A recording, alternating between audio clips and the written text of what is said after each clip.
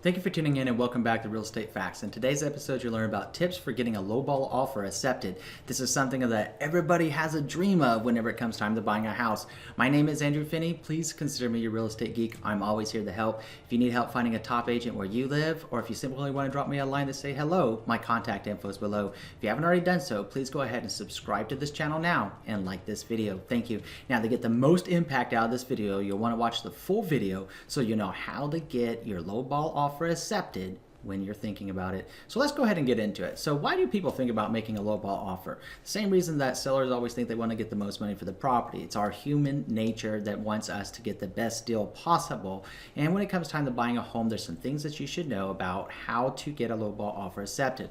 First of all is understanding what kind of market you're in. For those fortunate enough to be buying a home in a buyer's market, you're more than likely able to get your lowball offer accepted because there's not as many buyers in the market and there's too many sellers in the market. If you're in a seller's market, on the other hand, you might want to consider making a reasonable offer or a fair price offer because you probably won't get your offer accepted if there's a lot of competition on that property. If you're in a balancing market, a market that's kind of in a limbo phase from going from in the middle of being a seller's market and a buyer's market, then you might be able to get a lowball offer accepted as well. It all comes down to what lowball means to you. If lowball to you means 2% under or 5% under, okay, that's pretty reasonable. Now, if lowball to you means like 25, 30% under, well, that's not so reasonable.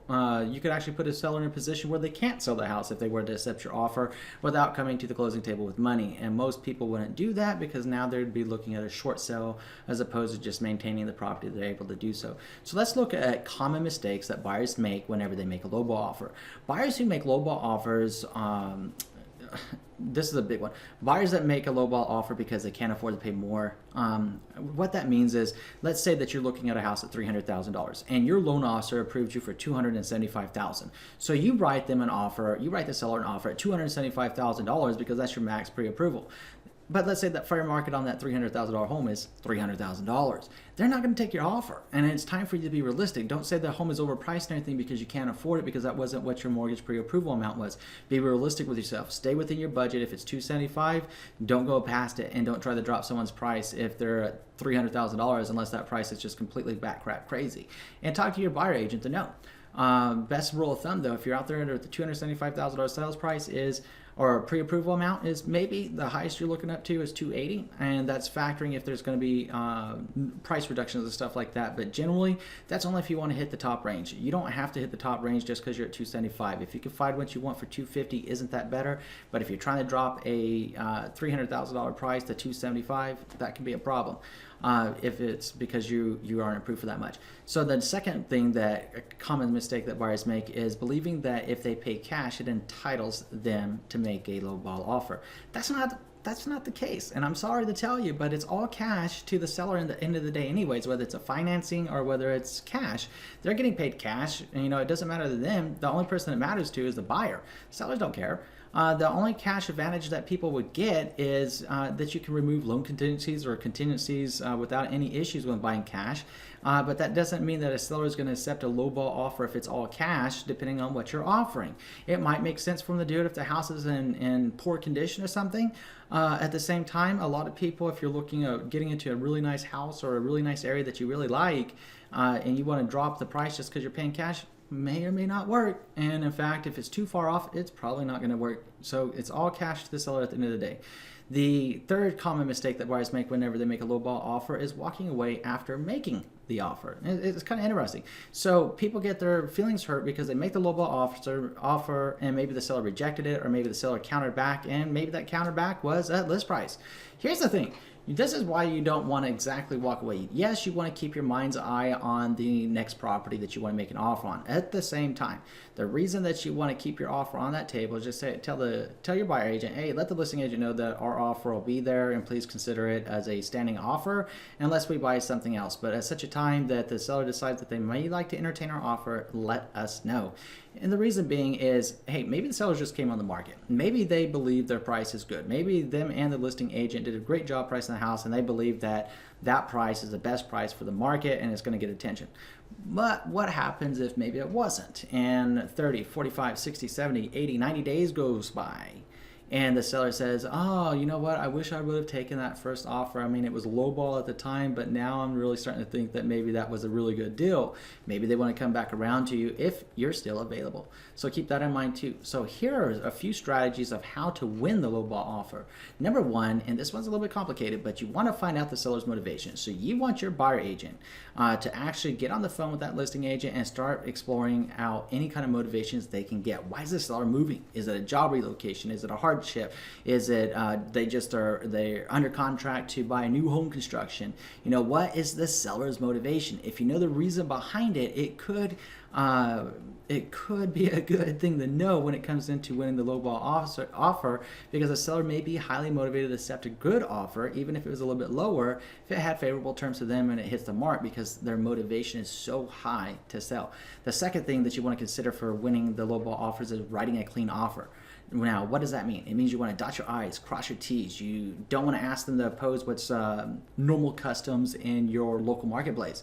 You could shorten your inspection period. You can shorten your buyer due diligence period. You can reduce or waive some contingencies. And obviously, before you even make an offer, you need to have a loan pre-approval letter from a great local loan officer. So, but here's the deal. Whenever we talk about reducing or waiving some of the contingencies, I am, as a trusted real estate advisor, I'm against that when it comes to winning even with a lowball offer, because you could get your lowball offer accepted, but if there was something really wrong with that property and you didn't have a home inspection because it's one of the contingencies that you waived, you could have a issue on your hands, and maybe it's going to cost 20 grand to fix. Maybe you lowballed by 10K. You're upside down now, buddy, and that ain't so cool. So I'm not a proponent, as a trusted real estate advisor, removing contingencies. I'm a proponent of leaving them in there and making sure that everybody walks away clean. At the same time, let's move on to the next point, and we're talking about diverting your attention away from the price. Now, when you divert attention away from the price, this is how you do it. So if you're offering, let's go back to that $300,000 house. Let's say that you want to offer $280,000. So how would we divert the seller's attention away from that? Well, we both know there's buyer closing costs, there's other closing costs involved with purchasing a home warranties that are often requested in purchase agreements and such. What you could do is offer to pay your own buyer closing costs at the $280,000 sales price, which if you had asked the seller to pay, let's use a roundabout number of 3% for average buyer closing cost is $9K. So that would have put them at essentially a $289,000 offer as opposed to the 280. So it's important to think about it along those ways. There's a lot of ways of maneuvering numbers in a purchase offer. There's a lot of things that should be considered in that. If somebody had offered them $300,000 and they asked them for 3 percentage points or more towards a buyer closing cost or buyer fees, then it may not be as attractive as if you wrote the offer at $290 or $295, let's say.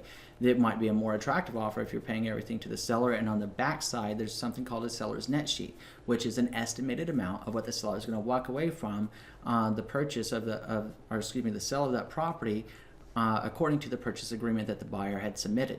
So a savvy listing agent is going to prepare a net sheet on every single offer. Mr. and Mrs. Seller, this is what we're looking at on offer A. This is what we're looking at on offer B. Offer A is offering you this, this, and this, and this, but they need the buyer closing costs. They want a home warranty, home professionally cleaned, blah, blah, blah. Offer B is less than what you were asking for, yet they aren't asking you for this, this, this, this, this. And they're willing to shorten their buyer due diligence period, and they're willing to do X, Y, and Z. So giving better terms like that can actually entice the seller to accepting your offer, even if it's a little under list. Again, goes back to what you define a lowball offer. In my definition, lowball offer is, as a trusted real estate advisor, my definition of a lowball offer is typically when you start looking for 5% or less under the list price, if in fact the list price was the best price, meaning fair market value, it comped out at that. It's just about understanding what marketplace you're in, though. If you're in a buyer's market, you could probably do 5% or more. If you're in a seller's market, it's going to be more like maybe somewhere from 1% to 3%. It's just about being honest with yourself and honest with the market. So the next tip that you can do to win that lowball offer is give a logical reason why your lowball offer is fair. Let's say that the house's condition is poor. Let's say that it's going to cost $30K to fix the house. Let's say the roof was bad. You got the home inspection back, and it just has a lot of things in it. or you noticed it whenever you were there at the house, that the roof is in bad condition, HVAC is old, water heater is old, stuff like that. When you write that offer, when you're sitting down with your buyer agent, have your buyer agent actually put that into additional terms in the purchase agreement where it's starting to explain it, additional comments, or even submit a cover letter or a letter of explanation behind it, so that the seller knows you're not insulting them and that it's not like you're trying to hurt them or anything with your offer, but you're making it based upon a logical reason. House needs to be fixed.